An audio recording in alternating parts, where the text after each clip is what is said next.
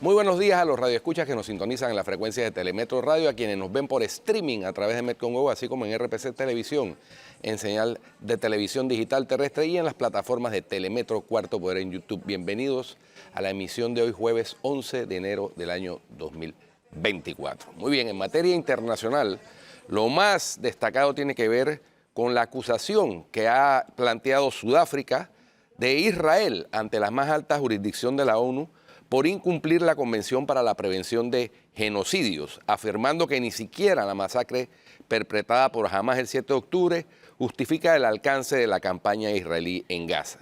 Ningún ataque armado en el territorio de un Estado, por muy grave que sea, justifica que se vulnere la Convención, dijo en La Haya ante la Corte Internacional de Justicia el ministro sudafricano de Justicia, Ronald Lamola. Esa audiencia o esa sesión se está cumpliendo en estos momentos. Entre otros países que apoyan la acusación de Sudáfrica, países de Latinoamérica, están Colombia y Brasil.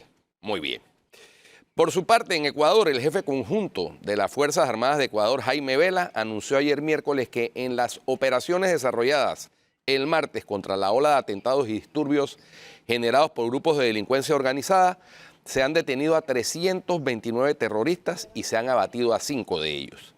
Hemos detenido a 329 terroristas, hemos abatido a 5 terroristas, aseguró Vela, al hacer un balance de las operaciones desarrolladas a raíz del decreto del presidente del país, Daniel Noboa, que declaró el martes un conflicto armado interno ante el recrudecimiento de acciones violentas por parte de grupos del crimen organizado.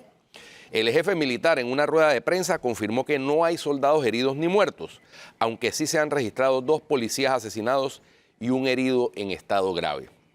También indicó que según la agencia estatal penitenciaria denominada Servicio Nacional de Atención Integral a Personas Privadas de Libertad, no existe ningún rehén que haya sido asesinado de los 139 que hay todavía entre guardias y personal administrativo en 5 prisiones del país donde los reclusos se han amotinado. Sigue pues la situación en Ecuador bastante delicada. Y por último, el Fondo Monetario Internacional desembolsará 4.700 millones de dólares para Argentina dentro del marco de su programa crediticio con la institución financiera. En el marco de ese acuerdo, las autoridades argentinas se plantean lograr un superávit fiscal primario del 2% del Producto Interno Bruto este año, 2024, según detalla el comunicado emitido por el FMI. Otros objetivos son la reducción de costos administrativos y de subsidios a la energía y del transporte, así como de las transferencias a las provincias y empresas estatales. De esta manera, el gobierno de Javier Milei, que asumió hace un mes en medio de una profunda crisis social, económica y financiera, vuelve a encaminar el programa por 44.000 millones de dólares que Buenos Aires mantiene con el FMI y que estaba paralizado por incumplimiento de las metas durante el gobierno anterior liderado por Alberto Fernández. El acuerdo crediticio data del año 2018 durante la presidencia del derechista Mauricio Macri. Esas son las noticias más importantes en el plano internacional. Y en el plano nacional, bueno, tenemos que expresar nuestras sinceras condolencias a todos sus colegas, compañeros y a sus familiares, a sus hijos, a su hermano, por la desaparición física de la periodista Delfia Cortés, que se produjo el día de ayer. Lamentablemente había sufrido Delfia un derrame cerebral que le afectó, que hizo que estuviera hospitalizada y que finalmente ayer terminó por cegarle la vida. Así que paz a su tumba y solidaridad a sus deudos familiares y compañeros y excompañeros. La noticia más importante tiene que ver en Panamá con el anuncio que se hizo ayer cerca del mediodía del nuevo salario mínimo, que finalmente, como suele ocurrir, lo fijó el gobierno nacional. El Ministerio de Trabajo anunció, en voz de la ministra de Trabajo, Doris Zapata, un aumento que para las pequeñas empresas se ha fijado en 4.5%, en las grandes empresas un 6% y en las empresas bananeras 7%. Esto hace que el salario mínimo más bajo quede en 341,12. El salario mínimo promedio queda en 636,80 y el salario mínimo más alto queda en 1.015 balboas con 3 centavos. Vamos a ver si la realidad económica del país hace que este incremento, que representa un costo mayor para el emprendimiento y para las empresas, vaya aparejado con un crecimiento económico que permita que las empresas puedan absorber este aumento sin mayor trauma. Dios quiera que así se produzca. En otros temas, ayer, y vamos a tener más adelante en nuestro programa un invitado sobre eso, ayer se le hizo entrega por parte del Movimiento Panamá Posible al candidato Martín Torrijos del Partido Popular de un planteamiento para ser incorporado en su programa de gobierno. Planteamiento que conlleva varios temas de importancia, por ejemplo, la lucha contra la corrupción y el nepotismo, evidentemente la generación de empleo, que es una prioridad número uno en estos momentos, porque el país sigue tratando de recuperarse del bajón que sufrimos durante la etapa de la pandemia, especialmente en el año 2020. En el 2021 pues hubo un rebote, una recuperación. En el 2022 se estaba produciendo una recuperación económica, sin embargo se produjeron las protestas de julio del año 2022 que mantuvieron cerrado buena parte del país, incomunicada buena parte del país durante casi un mes, y eso produjo una afectación. Y por supuesto en el año 2023 las protestas contra el contrato minero generaron una paralización y un cierre también de actividades económicas, sobre todo en tierras altas de Chiriquí, y eso generó un impacto dentro de la economía nacional. Así que vamos a ver si en el 2024, que es un año además electoral, Atenógenes, va a haber la posibilidad de que el crecimiento económico efectivamente sea una de las metas de los candidatos presidenciales, no de promesas, porque sí, las promesas son eso, promesas, sino de las metas a cumplir por parte de los candidatos presidenciales. Es que yo creo que el tema económico, y hoy vamos a estar hablando un poco acerca de esos planes de gobierno de los candidatos. Obviamente el tema económico es un tema prioritario. Con relación al salario mínimo que estabas analizando, Guido, hay algo que sí me preocupa. El tema de la construcción de un salario mínimo es un tema técnico también, que debiese estar alejado de todo análisis político. Lo que no está muy claro, y eso tiene que darlo a conocer con mayor grado de especialidad el Ministerio de Trabajo, es las variables que se utilizan para construir el salario mínimo. Porque vemos realidades muy distintas entre lo que ocurrió en el 2021 y lo que está ocurriendo en el 2024. Independientemente de si era necesario o por ley hay que cumplir con el salario mínimo, sí debe quedar claro, bueno, cuáles son esas variables que te llevan a poder definir un salario mínimo. O sea, cuál era el crecimiento económico o el modelo de crecimiento económico que se utilizó para definir el salario mínimo de este año. Y esa parte es la que no quedó clara porque la misma ministra no especificó en su conferencia, y esta mañana que tuvimos a un especialista, el Mitradel, tampoco especificó acerca de cuál era esa variable. Bueno, o sea, si tú tomas en cuenta la variable del Producto Interno Bruto, el crecimiento económico, la proyección de crecimiento económico para el próximo año, bueno, eso debe especificarse. Tomamos en cuenta esta variable, esta variable, esta variable, esta variable, la A, la B, la C y la D. Para llegar a esa conclusión. A esa conclusión de un aumento muy por encima de lo que ha anunciado el gobierno, que es la inflación. Claro. Porque el gobierno nacional ha estado haciendo incluso propaganda de que tenemos la inflación más baja de Latinoamérica. Y que eso se ha logrado, por supuesto, a base o con base en subsidios. Pero si tenemos esa inflación más baja, ¿cómo se justifica si tenemos una inflación un incremento del salario mínimo del 6%? Exacto, si tenemos una inflación de 1.5, por lo menos, una proyección de crecimiento económico de 4, siendo siendo conservadores, al final lo que todos los especialistas decían es que lo más probable es que el salario mínimo terminaba en un 2.5%. Y no es cuestión de regatear más o menos, porque no es un tema político ni populista, es un tema técnico. ¿Por qué? Porque en base a eso muchas empresas desarrollan y establecen los presupuestos. También hay que ver la situación real del país. Todas esas variables se tienen que analizar a la hora de revisar los salarios mínimos, pero termina siendo como una competencia de popularidad y más en años preelectorales. Que es que allá iba. Tú preguntabas qué diferencia hay entre el del 2021 y el 2024. La diferencia es el torneo electoral. Claro. ¿No? Esa claro, es la diferencia que hay. Pero mire usted las contradicciones, porque al final termina siendo un concurso de popularidad y ¿qué resulta? No quedas bien ni con un grupo ni con el otro, porque los trabajadores estaban esperando más y los empresarios estaban esperando menos, obviamente. Entonces, por eso es que debe ser un tema técnico y no necesariamente un tema político.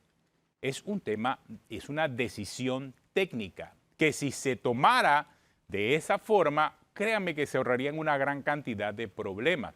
Ellos se sentaron en la mesa desde agosto del año pasado y al final terminaron levantándose de la mesa porque un grupo estaba pidiendo una cantidad y el otro grupo estaba pidiendo otra. Obviamente es difícil ponerse de acuerdo en circunstancias como esta porque al final estamos hablando de ingresos y cuando se habla de plata la gente muy pocas veces se pone de acuerdo y ahí tenemos entonces las consecuencias.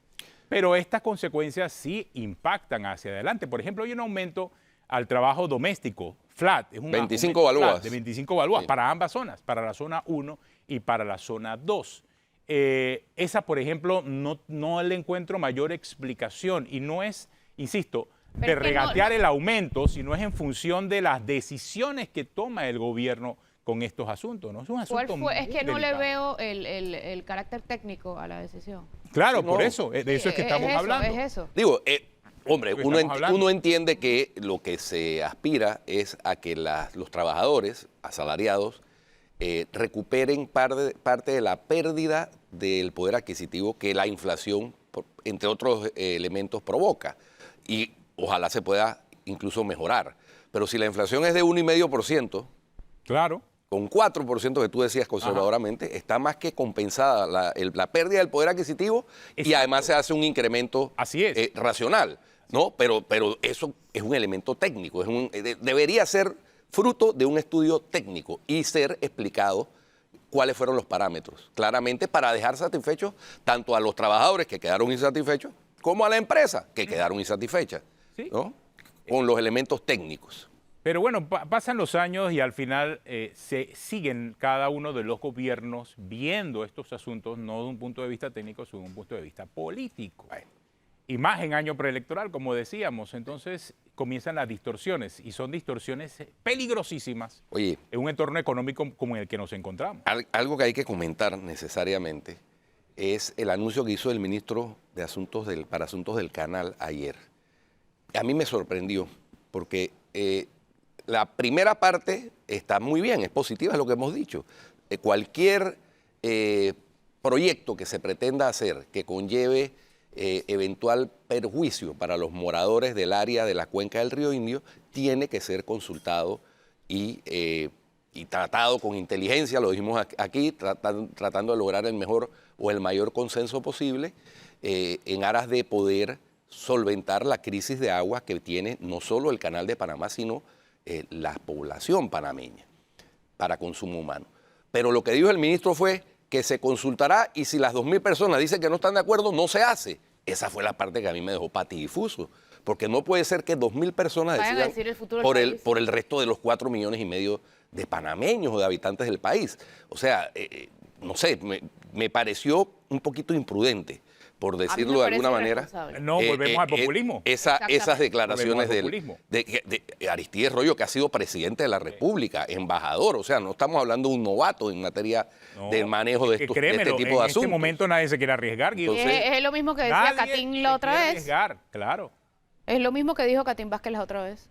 Y cuando hay decisiones Si no, importantes. si no quieren, no se hace. no, Entonces, pero es que eso hay que hacer lo que hay que hacer. Hay que convencer a la gente. Eso no puede ser. Uno no puede delegar la facultad de gobernar en lo que piensen 2.000 personas. Gobernar es en, decidir. en un tema tan crucial para el país como ese. Lo que pasa es que el impacto de esa decisión no recae necesariamente en esas 2.000 personas. El impacto de esa decisión recae en el resto todo el del país. país. Por supuesto. ¿Es que acaso no nos hemos dado cuenta que el país depende de lo que ocurra con el Canal de Panamá? Nuestra economía gira en torno al Canal de Panamá. Aunque no dependamos directamente de lo que haga el Canal de Panamá, esos 2.500 millones que está dejando todos los años el Canal de Panamá tiene un impacto enorme en el resto de la economía. Y eso sí es de forma directa. No estamos hablando de 300 millones, 400 millones, como era el caso de la discusión de la minera. Estamos hablando de un tema mucho más profundo y que el gobierno o los gobiernos no están analizando con la suficiente profundidad. Yo entiendo mucho quizás la situación actual de muchos políticos que ante lo que ocurrió con la minera ahora no quieren entrar en aguas profundas. Ya nadie quiere, todo el mundo está, tú sabes, caminando de puntillas en muchos temas porque no quiere que la opinión pública, que las redes sociales, que se vuelva viral lo que dicen y que al final termine perjudicando sus acciones y decisiones también a nivel de los cargos públicos que ostentan. Es entendible, pero hay temas que son de importancia nacional y el tema del Canal de Panamá es un tema de importancia nacional. Si no, vamos a ver reflejado. Si no se hacen las necesarias ampliaciones y el Canal de Panamá utiliza el agua que necesita para poder pasar los barcos, vamos a tener un problema. Y no a mediano plazo ni a largo plazo, lo que nos está diciendo la administración del canal, Ya lo estamos teniendo. Claro. Ya hay Claro, navieras son que embalses. ya hay navieras que han decidido no usar la ruta del Canal de Panamá, que eran clientes habituales. Entonces, por la demora, por la restricción al calado, por la restricción en el número de barcos que cruzan diariamente el canal, debido al problema del fenómeno del Niño. Pero es que el cambio climático es una realidad y eso se va a agravar con el paso del tiempo. Y tenemos el recurso hídrico. Es que el problema es que tenemos el agua. El problema es que no tenemos reservorios de esa agua y esa agua se va por los ríos hacia el mar y se deposita allá en el mar sin mayor utilización. Y eso es lo que hay que ponderar a la hora de plantear un proyecto de esta naturaleza. Si ese tema del embalse solamente afectara a esta comunidad, lo que dice Aristides Royo tiene toda la lógica, porque nada más afecta a esa comunidad y ellos tomarán la decisión. Pero es que ese embalse afecta a la operación del canal que al final termina beneficiando, porque sí beneficia al resto de los panameños, Claro. con esos 2.500. El no tener el embalse, Claro, el no tener claro. el reservorio de agua. Así es. Así que al menos imprudente e irresponsable la declaración. Sí, no, porque ahora imagínate cómo va a hacer el gobierno que entra, porque evidentemente este no va a hacer nada con respecto a eso. No. Eso fue una No, declaratoria ni- de abandono. Ni creo que ¿Cómo no. va a ser el gobierno que entra si tiene la necesidad, el Canal de Panamá, de plantear ese proyecto como efectivamente lo planteó la Junta Directiva del canal, en cabeza del propio Aristides Royo ante el Ejecutivo? ¿Cómo va a ser el siguiente gobierno ahora que ya el ex gobierno que entra va lo más probable que recibir esa pelota populista? Igual que la del Entonces, Seguro van a tener Social, que igual hacer- que la de claro, bueno. todas. van a tener que tomar una decisión con esa pelota populista. Ah. Y le queda entonces difícil, le va a quedar difícil esa y le va a quedar difícil la del Seguro Social, que son dos temas claves importantes para el que gane la próxima elección, no importa el que sea. Para el que gane la próxima elección tiene que definir este tema del canal y tiene que definir ahora el tema de la caja del Seguro Social. O en el caso del Seguro Social, seguir metiendo la mano en el bolsillo todos los años del Estado para pagar la diferencia de las pensiones. Así que Desafíos. el ministro Aristides Royo le metió más esteroides al tigre embestializado. Tenemos una pausa, vamos a seguir hablando de estos temas y las propuestas de algunos grupos a los candidatos presidenciales. Esta mañana va a estar con nosotros Juan Macay, del grupo Panamá Posible, y ahí entregará una serie de propuestas al candidato Martín Torrijos. Vamos a hablar de este tema en unos minutos aquí en Cuarto Poder.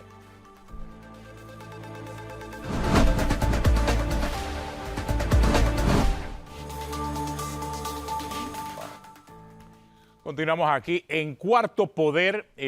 Esta mañana nos acompaña Juan Macay del Movimiento Panamá Posible. El Movimiento Panamá Posible es un grupo de independientes que está apoyando la candidatura del señor Martín Torrijos. Y ayer vi que presentaron, Juan, una serie de propuestas al plan de gobierno, independientemente, o sea, en este caso particular, pues se trata del candidato Martín Torrijos, pero de una forma u otra, los diferentes sectores me imagino que van a estar alineándose con un partido o un candidato político en particular.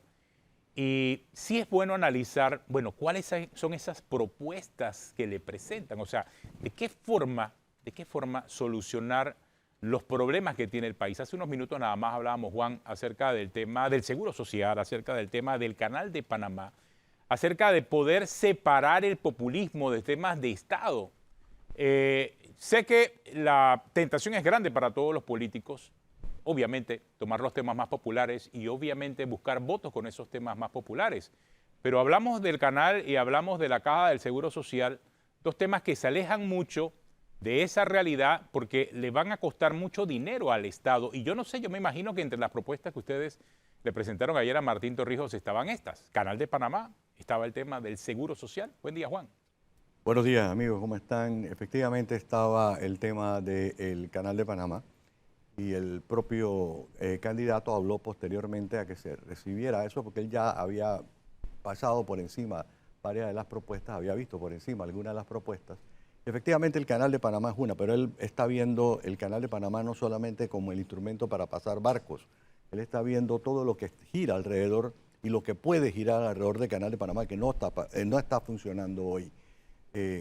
Guido habló hace un ratito, un momentito, de las navieras. Hay una naviera gigantesca, quizás la segunda o la segunda más grande del mundo, que anunció que ya no va a pasar el canal, va a usar el canal seco de Panamá, que es el ferrocarril. Dejan contenedores en el Atlántico para pasarlos al Pacífico y viceversa, que es una realidad que Panamá sigue teniendo porque Panamá mueve contenedores por vía terrestre, por vía férrea y por Canal de Panamá. Entonces, aquí lo interesante es que no es solamente eso, es el desarrollo de los puertos, el desarrollo de las fuentes de agua. Yo creo que, y ustedes creo que lo dijeron perfectamente entendible y muy claro, el futuro del país depende de ciertas acciones que se tienen que tomar. El candidato ha dicho que él está dispuesto a tomarlas, va a estudiarlas y las va a tomar. En el equipo de trabajo que hemos tenido en las comisiones de trabajo, originalmente eran 28, las redujimos a 12. Esas 12 comisiones de trabajo estaban conformadas por 218, si mal no me acuerdo la cifra exacta, de personas, y en esas empezaron a hacer reuniones, inclusive antes de los sucesos de octubre y noviembre del año pasado. Durante noviembre, que la movilidad en Panamá fue muy difícil, se hicieron por Zoom. En total se sumaron 6.480 y pico horas, casi 6.500 horas de trabajo. Eso es mucha cantidad de horas de trabajo, hombre.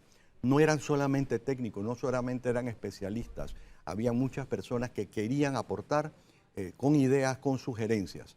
El proceso, se habilitaron varios centros de trabajo y se recaudan esas informaciones y ahora lo que viene es, se le pasa al equipo de trabajo que está organizando el plan de trabajo. Una vez eso ya termine en firme, entonces nosotros, como Panamá Posible, seguimos en las consultas, pero ahora lo que vamos a ir a hablar con sindicatos, a hablar con gremios, vamos a ir por todo el país y los 7 grupos indígenas que inclusive participaron dentro del plan de comisiones de Panamá Posible.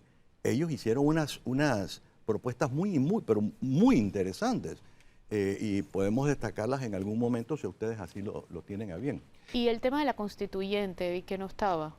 Bueno, el tema de la constituyente, Martín no es que ha dicho no en este momento, es lo que ha dicho no para empezar el gobierno. A diferencia de lo que está haciendo este gobierno que dice, bueno, no tenemos el rédito político, yo creo que Martín Torrijos el día que suba, el 1 de julio, va a subir con ese apoyo político que va a necesitar. Yo no creo que va a haber una mayoría en la Asamblea, pero para poder hacer las reformas a la Constitución que se quieren, vamos a tener que ir por la Asamblea. Ahora, hay una posibilidad... Y por la Asamblea implicaría, pues, la vía de 2 asambleas. Puede ir por 2 asambleas o convocar una asamblea constituyente que requiere un proceso... Eso implicaría una negociación ahí entre, más largo. Una vez se gane la presidencia hacia mayo y antes de tomar posesión en el mes de julio, ¿no? Lo que Martín no ve en este momento, puede que de aquí al 1 de julio, sintiendo cómo va la política y cómo gana él, o sea, con cuánto apoyo va a tener en la asamblea, entonces él puede hacer un proceso de 2 asambleas. Eso es una decisión que él como político va a tener que tomar, él y su equipo de trabajo inmediato. Pero ¿cuál es la prioridad entonces? O sea, ¿dónde ustedes identificaron la prioridad? Lo que realmente tiene que hacer primero el candidato Martín Torrijos. Resolver el tema económico. El país está supremamente endeudado y lo sabemos. Lo que sabemos, nos damos cuenta que el país está totalmente endeudado. ¿Y cómo se resuelve eso? Hay varias ideas. Hay 5 propuestas que presentó la Comisión de Panamá Posible a la Comisión de Plan de Gobierno. Ellos adoptaron 2 o cogieron 2 para meterlos en el plan y las otras 3 ya las tenían. Una es, tenemos que salir a buscar inversión extranjera. Para eso se necesita confiar, o sea, que la gente tenga confianza, que la gente crea. El panameño internamente desconfiamos de todo el mundo. Y aquí, y a ustedes les ha pasado, dicen algo y los descalifican. Esa es la primera Sí, esa es parte del deporte. Nosotros no estamos descalificando, nosotros queremos traer a la gente técnica. ¿Quién está liderando el trama del plan de gobierno y es experto en el tema del canal y del agua? Alberto Alemán Subieta. Esa es una persona que ha convocado un equipo. Tenemos otra de las áreas muy importantes, y yo sé que esta les va a gustar a ustedes, es el tema para luchar contra la corrupción y promover la transparencia. Ese es un área que dentro de Panamá Posible lideró el exdefensor del pueblo Juan Antonio Tejada. Está con Adán Arnulfo Arjona y ciertas otras personas. O sea, el equipo... ¿Qué más, en qué áreas está dirigiéndola quién? Así como hablamos de Alberto Alemán Subieta, Juan Antonio, etcétera. Tenemos, por ejemplo, Julia de Santis ha trabajado el tema de género y fue uno de los temas que habló Martín el día de ayer. Él quiere promover el hecho de que la mujer tenga el puesto que tenga que tener y la defensa que tenga que tener, que el feminicidio, que el valor de la mujer y la posición de la mujer sea relevante. Si ustedes se fijaron ayer, y fue pura coincidencia, pero dentro de nuestras presidencias de comisiones teníamos más mujeres que hombres. Y por eso es que ven un doctor que era Javier Nieto, ahí estaba Marianela Castillero, estaba Celia y estaba la arquitecta Villalaz, que la arquitecta Villalaz, por ejemplo, fue la que dirigió el área de infraestructura, recursos hídricos y energía eléctrica. Hay varios proyectos que se están presentando y que se tienen que considerar. Eso pasa ahora a la parte técnica para ver la posibilidad, pero cuando vamos a ver cómo se va a implementar necesitamos dinero. Y ese dinero, a nuestro juicio... No, para todo se necesita plata, obviamente. A nuestro juicio, lo único que va a poder lograr eso es una confianza en el país para que venga la inversión extranjera. ¿Quién hizo la parte de salud y educación? Javier Nieto dirigió a la parte de salud, y tuvieron 16 médicos en eso y colaboraron 6 grupos de 50, 60, 100. Había la expresidenta del sindicato de enfermeras, estaba ahí metida. En la parte de educación tenemos personas como Marta de Luis, como Marianela Castillero, Anelena Porras, que dentro de la parte de educación manejó la parte de cultura. ¿Y la parte de listas grises y eso? Eso lo manejó la parte de economía y finanzas. Quien lideró eso dentro de Panamá Posible es Mike Magallón. Estaba Manuel Grimaldo, había un grupo, no me acuerdo la memoria. Sé que lo dirigió Manuel Grimaldo, el que era panameñista. El hijo. Ah, el hijo. Que es Panamá. Juan, una pregunta. Dentro de ese necesario plataforma, digámoslo así, para atraer inversión extranjera, la lucha contra la corrupción tiene una preponderancia básica, fundamental, porque ese es parte del problema por el cual, por ejemplo, empresas de países como Estados Unidos no vienen a participar en licitaciones en Panamá. Es decir, se evita atraer esas inversiones por cuenta de la corrupción. ¿Qué, en materia de lucha contra la corrupción, qué hay propuesto por el Grupo Panamá Posible? Tú que eres, digámoslo así, un líder tradicional en materia de la lucha contra la corrupción desde hace muchos años. Hay varias cosas. Una de las cosas que se ha comentado es no podemos seguir con la ley de contrataciones públicas tal como la tenemos ahora. Cuando Martín Torrijos salió a la presidencia en el 2009, habían X cantidad de excepciones. Hoy hay 14, 15, 18 excepciones más a esa ley, que lo único que promueve es que precisamente se le dé la vuelta a lo que se buscaba en la corrupción, para luchar contra la corrupción. Recordemos que no fue Martín Torrijos, pero sí el Rubén Arosemena, siendo presidente de la Asamblea en un pacto que se hizo dentro de la Asamblea por una insistencia de Martín Torrijos, se propone la ley de transparencia. Esa ley de transparencia, el partido panameñista que estaba en poder en ese momento, legisla, pone decreto y la cercena. Cuando llega Martín Torrijos la vuelve a implementar, le quita los decretos y la vuelve a implementar, porque lo que se está buscando es eso. Yo estoy totalmente de acuerdo, Guido. Si a las empresas de todo el mundo, no solamente las de Estados Unidos, no se les garantiza que quien se gana la licitación es el que se la va a ganar, no van a venir. Ellos ya sencillamente, las empresas estadounidenses no vienen a Panamá porque no sienten que ellos tienen la confianza. Yo creo que Martín Torrijos, de todos los candidatos que hay, es el único que puede inspirar esa confianza, esa seguridad que las cosas se van a hacer como se deben hacer. Hablando de seguridad, los niveles de delincuencia llegaron a sus niveles récord en el gobierno de Martín Torrijos. En esta vuelta, ¿quién está coordinando los planes para que no se vuelvan a repetir esos niveles que se vieron en ese momento? Bueno, hay un grupo de personas que han trabajado en seguridad en el área como el Canal de Panamá, en el área de las viejas fuerza pública, de la fuerza pública. Hay gente joven y gente no tan joven que han estado presentando propuestas para mover el tema de seguridad. Lo que yo estoy seguro es que no importa cuándo se vaya a hacer, ya deberíamos haber implementado un tema de una mano firme contra la delincuencia. La narcopolítica, y hay quienes lo hemos venido denunciando hace mucho tiempo, sí, ha infiltrado no solamente la parte política, la parte empresarial y el país en sí. Tenemos que ponerle un alto. Aquí vemos nosotros cómo funcionarios del Estado aparecen ser los primeros que llegan cuando han matado a un narcotraficante de alto rango. Eso no puede ser, eso tiene que haber algo detrás y tiene que suspenderse. Para eso, nuevamente, tenemos que implementar esa credibilidad que se está buscando, que se está necesitando. Para eso se necesita un líder. Y no quiero sonar como así apasionado, pero creemos que el que tiene la experiencia para hacerlo es Martín Torrijos. Y, oiga, no tenemos tiempo para experimentar si se puede o no se puede.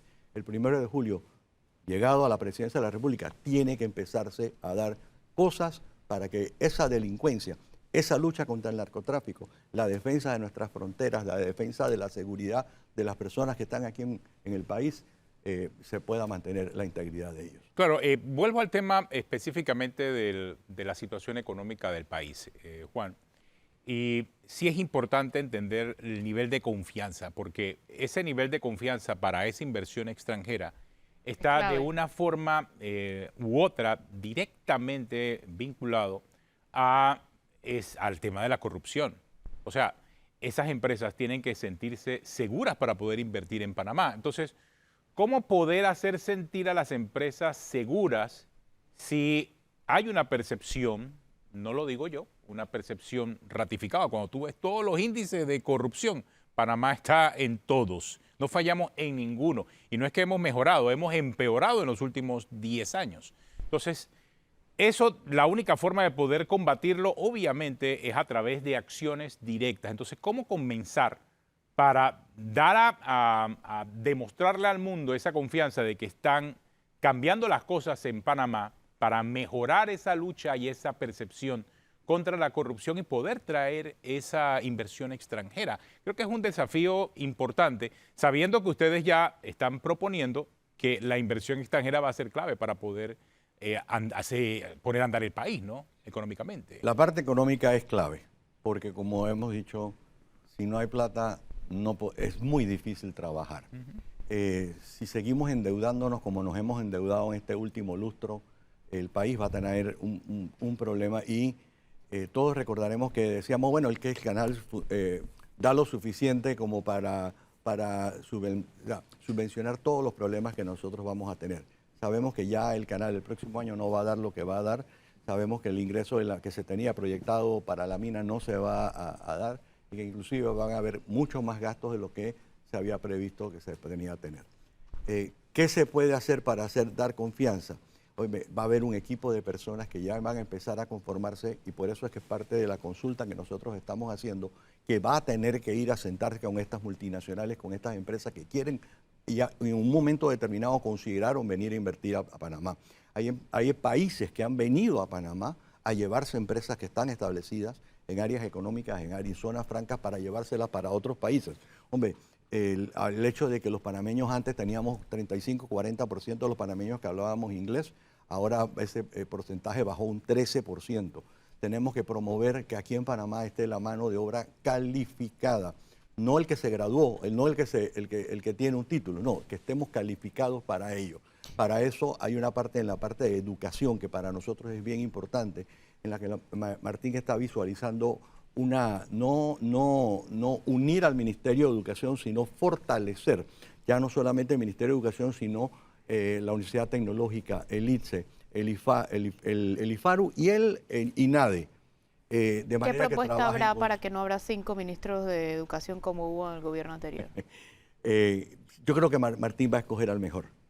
Hay un par de propuestas ahí que se tienen que conversar con los sindicatos y con los gremios para que escojamos al mejor y que no haya problemas. Porque ya sea para educación o sea para corrupción, la institucionalidad es clave. Creo que por ahí va el tema de... O sea, y la institucionalidad implica crear políticas no a corto, sino a largo plazo. ¿Cómo hacerlo? Empezando, hemos tenido varios lustros perdidos.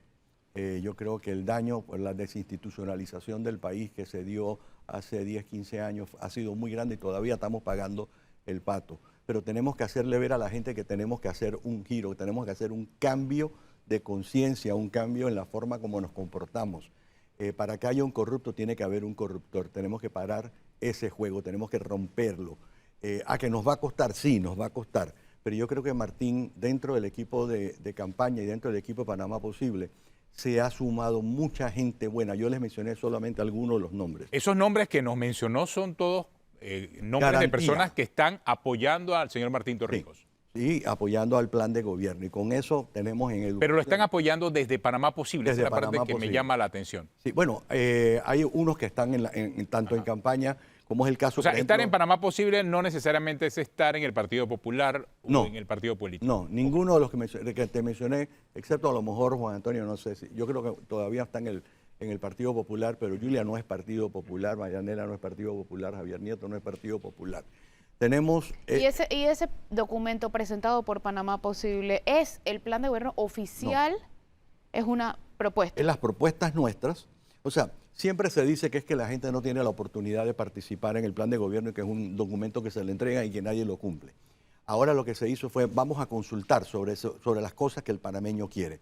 Para eso se hicieron estas 12 mesas de trabajo con como 10, 12 subcomisiones que también hicieron su trabajo aparte. Eso ahora se suma al plan de gobierno. El plan de gobierno dice, esta ya la tengo, esta figurita repetida, vamos a meter esa. Una vez tengamos eso, entonces salimos nosotros a trabajar con Cámara de Comercio de Chiriquí, con los gremios de maestros en Cuando Managua. Él decía qué propuestas sí, qué propuestas no. Cuando se conforme el plan de gobierno. Ojo, nosotros con lo que tenemos ya, que es la propuesta que se entregó ayer, ya vamos a salir. Pero van a salir sin saber si ese es el plan oficial que él va Porque lo que necesitamos es que la gente ejecutar. Esos gremios y esos sindicatos nos digan, eso no está bien, eso no lo van a poder hacer, mejor propongan esto. Y lo volvemos y lo traemos al plan de gobierno. Tenemos hasta el 1 de julio, porque es que el 1 de julio van a empezar a hacerse las cosas. Eso sí se los puedo garantizar. Juan. ¿Y en la campaña quién va a coordinar esa parte del plan de gobierno? Alberto Alemán Subieta y Gisela Porras. Juan, uno de los temas que mencionaste de la desinstitucionalización a partir de la administración del 2009 en adelante, necesariamente tiene que ver, y yo lo caso, con el secuestro que ha hecho la Asamblea de los ejecutivos, ¿no? ¿Cómo se va a combatir eso? Porque eso es fundamental y eso, para romper ese esquema, hay que cambiar el sistema, hay que cambiar la estructura del poder político en Panamá y eso conlleva una reforma o una constituyente. Que no alguna está de las contemplada dos. en este Así momento. es. Y tú mismo decías... El 1 de julio. Exacto. Y que tú decías, bueno, pero lo que se promete muchas veces no se cumple y lo que no se promete, pues menos. No, lo que yo dije es que no se ha excluido, está contemplado, pero no es que lo que vamos a decir, vamos a hacer el 1 de julio. Mira, nosotros tenemos que proyectar credibilidad. Yo creo que Martín es una persona que no va a comprometerse a algo que no pueda cumplir. Oye, lo del Seguro Social la vez pasada era muy duro y le costó el puesto a varios diputados posteriores, pero se tenía que hacer y se hizo. Él dijo, en 15 años vamos a tener problemas. pasaron los 15 años, nadie hizo nada y ahora lo tenemos. Ahora, si se va a cambiar la Constitución o no se va a cambiar la Constitución, por eso dije, tenemos que esperar a ver qué va a pasar. Una vez, vamos a tener 2 meses, que es 2 meses que ya se hizo en el gobierno entre la transición entre Mireya Moscoso y Martín Torrijos. Se hicieron cambios a la Constitución. No fueron tantos, pero hubo cambios. Ojo, así como se eliminó el segundo vicepresidente y el suplente adicional en la Asamblea, se pueden hacer cambios en la Constitución. De que no está de número 1 en el plan de gobierno en este momento, no quiere decir que llegado el 1 de julio no lo vamos a tener. Y esa pregunta de Guido es bien importante porque bien decías que, hace un ratito decías que probablemente no haya mayoría en la Asamblea. Y eso dificulta un poco la gobernabilidad también. Por eso es que digo, hay que esperar a ver cómo se conforma. Pero no hay que esperar al 1 de julio. El 5 de mayo, el 7 de mayo ya vamos a saber cómo va a estar compuesta la Asamblea. ¿Se está pensando en eliminar exenciones o subsidios? Las dos, porque en realidad las exenciones también son subsidios. Las exoneraciones. Tengo entendido que en las propuestas de la Comisión Económica hay algunas de esas subsidios, exenciones que deben ajustarse, sí. Bueno. Tenemos una pausa. Ya regresamos aquí en Cuarto Poder.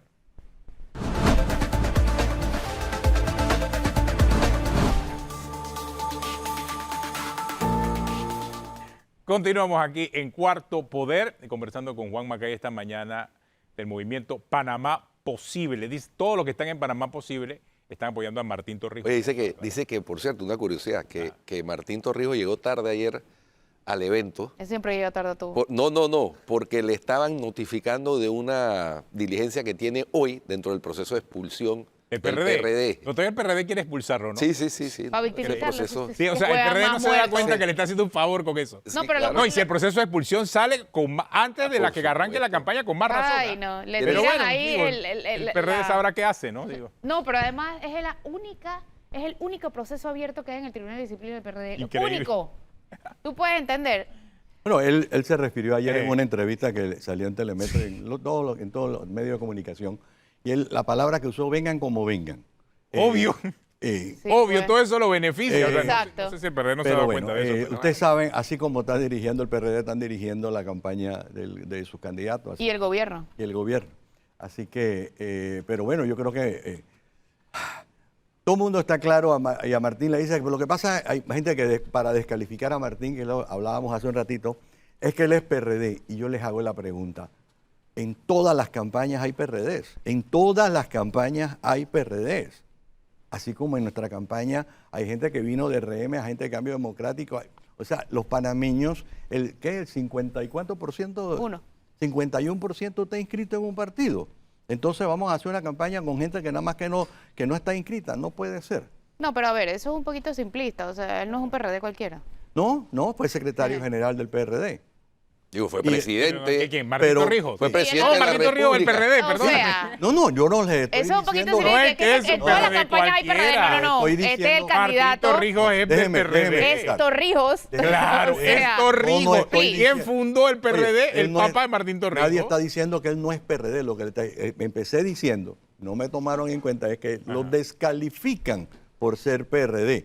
Pero el PRD de Martín Torrijos no tiene nada que ver con el PRD de Benicio o del secretario general actual, que yo nunca Bueno, puedo acordar. En, su mo- ya en venimos este con esa momento, discusión. pero en su momento, No, pero independientemente de eso, No. lo que está planteando Juan Macay es realmente lo que va a tener en la cabeza el votante PRD en mayo, porque el votante PRD, cuando vea la papeleta y diga, bueno, Gaby Carrizo, Zulay Rodríguez, Martín Torrijos, ¿cuántos candidatos son del PRD ahí? 3 Por mínimo. lo menos, digo, ¿no? Partido Popular, que ¿a sería quién 2. decide? ¿Por quién decide el votante PRD? Eso es lo que va a tener en la cabeza el votante PRD en Y mayo. hay que ver qué pasa con la inhabilitación Claro. de Ricardo Martinelli y para dónde se van esos Si eso votos. ocurre, imagínate qué va a pasar con esos votos. Entonces, ya te digo, esto es un panorama bien interesante que se está moviendo para las elecciones del 2024, quizás es una de las elecciones más complicadas de los últimos 30 años. Es Y inédita. correcto. Es una elección Y más inédita. polarizada. Hay que ver qué pasa con lo de Inédita. Martinelli, que parece o dicen, así como han dicho otras veces, así Juan, como viene la aquí- bruja, viene la bruja. aquí Hoy me en mandan- día Sí, es- porque al final te dice, no, hoy, que mañana nadie sabe, y nadie sabe al final cuál va a ser la decisión. Un También hay que ver eso. tocayo tuyo, Juan Lacalle, me pide que pregunte esto. Dice, la falta de educación es la madre de la desigualdad, el desempleo y la pobreza. Aparte de deber ser un principio básico de solidaridad social para garantizar igualdad de oportunidades para todos, poco de ello se puede lograr con la calidad de nuestro colectivo de maestros y profesores en el sector público, reacio a todo tipo de actualización y reforma. ¿Qué piensa Panamá Posible sobre esto? Panamá Posible está presentando varias cosas. Una, se las adelanté ahorita, que era el esquema de que se trabaje conjunto IFARU, INADE, ITSE, Universidad Tecnológica. Panamá tiene que enfocarse mucho en la educación superior. Aquí tiene que hacerse mucha investigación en las universidades. Una de las soluciones que está presentando Martín, y lo ha mencionado varias veces, es la educación dual, que es cuando los jóvenes están en su segundo, tercero, cuarto año de la universidad y se le habla a la empresa privada para que los contraten, no para una práctica profesional, sino para que trabajen dentro de la empresa. Van a trabajar 2, 3 años y esa persona, si es buena, se va a quedar y vas, uno, a reducir la tasa de desempleo juvenil y dos, le estás dando una educación profesional que no necesariamente van a encontrar en las diferentes universidades. Hay que estudiar si hay cuáles son los ajustes que se tiene que hacer en el currículum. Hombre, mucha gente está hablando de que el currículum de hoy es un currículum que se refleja de las necesidades del país de hace 20 años. ¿Los 20 o más? Hoy tú ves a los muchachos panameños, muchos están yéndose a estudiar al extranjero carreras como ingeniería bioquímica, de no sé qué cosa, ciencias actuariales. Hombre, en las épocas de nosotros no eran carreras community manager, son carreras nuevas, son carreras que no han surgido. Tenemos que ajustar nuestro currículum a ese tipo de carreras. Y una vez que los tengamos alineados en ese tipo de carreras, entonces podremos seguir trabajando. Y la formación para que parte de nuestros jóvenes entren al emprendimiento, a ser emprendedores y no necesariamente empleados, que yo creo que también ese es una solución, porque es que la gente dice, es que me frustro porque terminé mi carrera o terminé mi colegio, qué sé yo, y no encuentro empleo. Pero usted puede ser emprendedor, usted puede emprender y generar empleo. Y eso yo creo que también debe ser parte del currículum de formación de nuestro estudiantado. Hay ciertas escuelas que ya están dando, por ejemplo, emprendedurismo y están dando economía dentro de su currículum. Cuando esos muchachos salen y van a las universidades, ya saben cómo hacer un presupuesto, ya saben cómo planificar un proyecto, ya saben cómo desarrollar comisiones de trabajo. Muchos de nosotros no tuvimos esa suerte. Nos tocó aprender verde de contabilidad. Claro, nos tocó aprender en la práctica. Nos Así tocó estudiar mecanografía. Mecanografía. Claro, ustedes son más jóvenes que yo y ustedes a lo mejor no pasaron. Oye, No, yo estudié mecanografía. Pero Yo me refiero a Flor. Yo Me estudié refiero a mecanografía Flor. con máquina ciega. Flor no sabe ni qué era para que uno se mecanografía. aprendiera No, cuáles eran las teclas. Mecanografía, ¿eso qué fue? Dice. Mucho menos taquigrafía. Hombre. Hoy por No, hoy. hasta allá tampoco. Juan. Bueno, Taquigrafía. entonces lo que les He quiero seguido quizás. No, taquigrafía no. lo que En la les quiero Salle no decir es que dábamos el mundo ha ido taquigrafía. cambiando y nosotros tenemos que cambiar. A Martín nunca le ha pesado la mano para hacer los cambios, enfrentar los cambios que tiene que enfrentar y les puse un ejemplo que fue la Caja de Seguro Social. Cuando gran parte de la población, incluido políticos, que por suerte les tocó recibir o inaugurar el nuevo canal, eran lo que, irónicamente, eran los mismos que decían que no se debía hacer. Y yo los escuché a ustedes hace unos días diciendo, si en aquel entonces hubiéramos hecho un referéndum para ver si se tenía que ampliar, lo más probable es que hubieran dicho que no. Exacto. Entonces, si hay los estudios y hay las necesidades, a Martín Torrijos no le va a pasar la mano para hacer los cambios. Se tiene que sentar a hablar con, ¿cuántos son? 22, 26 gremios magisteriales. Pues nos tendremos que sentar a conversar. Nos tendremos, oye, ¿tú quieres ser parte de ese gobierno? No, pero yo estoy en Panamá Posible. No, está bien, pero ¿te gustaría ser parte de ese gobierno? No he pensado en eso ni he hablado de ese tema Ay, con por Martín. favor, de que no he pensado en eso. No, necesariamente en este momento Pero no. si está en Panamá Posible. Ok, ¿tú no ¿aceptarías crees, Flor? un cargo? Depende en lo que puedo ser útil, sí. Pero creo- si está en Panamá posible, ¿tú no crees que van a formar parte del gobierno de Martín Que Torrijos? quiere que Panamá sea posible con ellos. Claro, yo quiero Hay mucha gente ahí en Panamá posible, no Claro. todos van a tener cargos. Por eso te digo, y no Por necesariamente eso pregunto, estamos hay gente, entrando y yo a... conozco Espérate. gente en la campaña de Martín Espérate, que solamente quiere hay- ayudar en la campaña y no quiere ser parte Hay del gobierno después. diferentes tipos de cargos. Exactamente. O sea, Y hay- hay y hay unos que cargos son que no son visibles. oficiales. Y exacto, y hay cargos que no Ok. son oficiales. Y todo el que participa en una campaña termina teniendo influencia. Y la influencia también es un cargo, perdóname o no. Por supuesto que sí, es poder contacto, no Claro, necesariamente por un cargo. favor. Mira, yo contacto tengo- con el ministro, yo contacto con el tengo director. Ajá. como 40 años. Contratito. Claro. Yo No, tengo- no más allá de los contratos. Guido me conoce hace muchos años en mi lucha por los valores cívicos, éticos y morales, por la lucha contra la corrupción, por la lucha por la transparencia. Eso es parte de los aportes que yo estoy haciendo. Yo creo que personas como yo le damos esa credibilidad a la campaña de Martín Torrijos. Yo creo que mi reputación, mi trayectoria camina por delante de mí y yo les puedo garantizar que al día de hoy yo no he hablado con Martín Torrijos de ningún No, y te puesto. creemos, y Y, te como creemos. muchas No, no, personas, no, eso como sí, yo, pero- hay muchas personas dentro de la campaña. Y- Estamos preocupados por Panamá. No, Queremos a Panamá. Yo tengo un nieto por el que me preocupo. Es un nieto que yo no le puedo ser el responsable de decirle, te entregamos un país en el que tú no vas a El poder comentario, ser el lo que soy comentario yo. de Flor creo que es en términos generales. Porque en el caso de Juan Macay, yo creo que sí hay que hacer la observación, ¿no?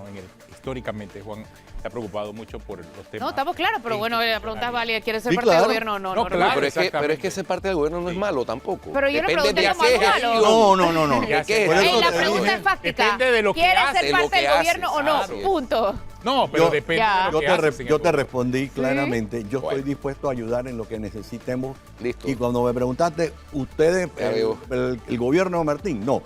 En este momento, Panamá Posible, vamos por parte. Panamá Posible está Ahí. convencido Ahí está. de que tenemos un buen candidato hacia la Juan. presidencia en Partido Popular. Juan, muchas gracias. Te veo como, no sé, te veo y pienso en Nantay. Pero bueno. Se nos acabó el tiempo. Si usted sigue en Te Telemetro necesitaría, Radio, ¿no? Alguien que siga, sepa qué es el cargo de Antay. siga con los muchachos del brunch y en RPC Televisión la retransmisión de Calle 7. Hasta mañana.